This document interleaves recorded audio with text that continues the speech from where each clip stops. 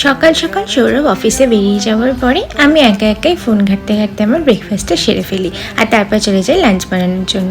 আজকে মাছের ডিমের বড়া দিয়ে একটা তরকারি করব ভাবছি। আর জানো তো, সামনের ফ্ল্যাটে আসামের কোনো বাড়ির প্রোগ্রাম আছে, সকাল থেকেই বাজনা বাজছে।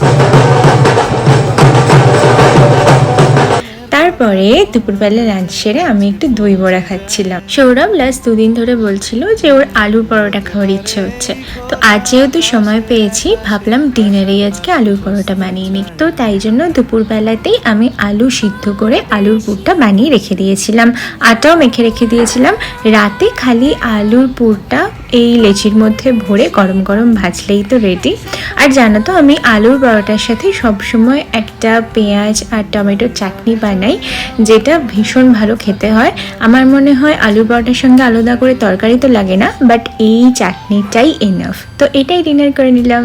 বাই।